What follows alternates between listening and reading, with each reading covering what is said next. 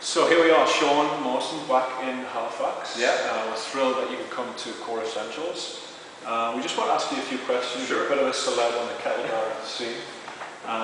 Just tell us how you got into kettlebell training, when and how you got into kettlebell training. You know, originally I got into kettlebells through martial arts. I've been training in martial arts since I was about 7 years old. Cool. And teaching as well. And through teaching, I wanted to find ways that we could, and I could condition the guys that I was teaching for martial arts so that we could train harder and longer.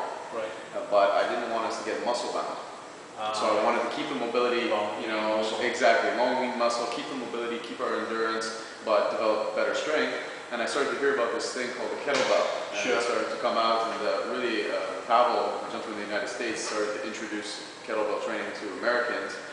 Not too many Canadians had gone over to train with him, and I decided that I was going to go down and check this out and see if it was worth it. Okay, cool. So you're a fairly well-traveled guy, and you've traveled the world quite a bit. What's the coolest spot that you've actually worked out with a kettlebell? I have to say that I love literally everywhere I go, from a small town kind of in the middle of nowhere to a big city. But right now, I'm kind of in love with training in LA, and especially training outdoors. There's just so many cool places that you can take a kettlebell. Venice Beach. Yeah, Venice Beach. So we just went to this place called Runyon Canyon, where you're running and the Hollywood sign is off in the distance in the background, and we get at the top a few different peaks that we nicknamed Misery, Heartache, and Agony. And we brought kettlebells and backpacks. So we get up there, we work out with the kettlebells, it's just great. Cool, cool.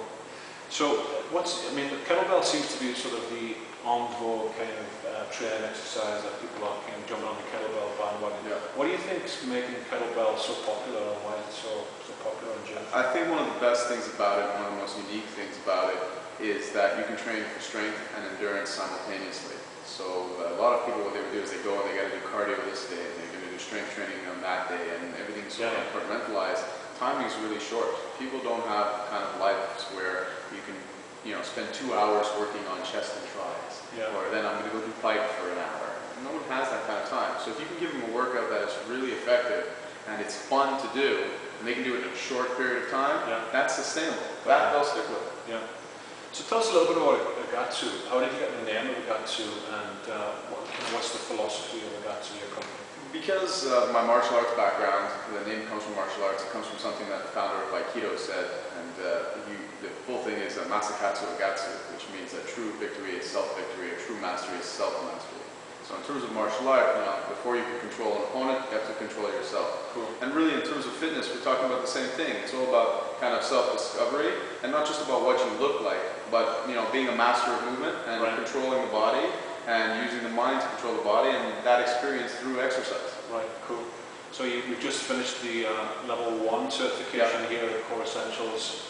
With Shawn. Tell us about your next certification. Where will you be on the road next? Next one coming up, we've got a week off now, and then after that I'm going to be in Calgary, and then that'll end this month's training. Following month I'm going back to Ireland. We've got a few Canadian dates, we've got American dates. We're going to Ireland, and then coming up right after that we're going to have the first one in Hong Kong.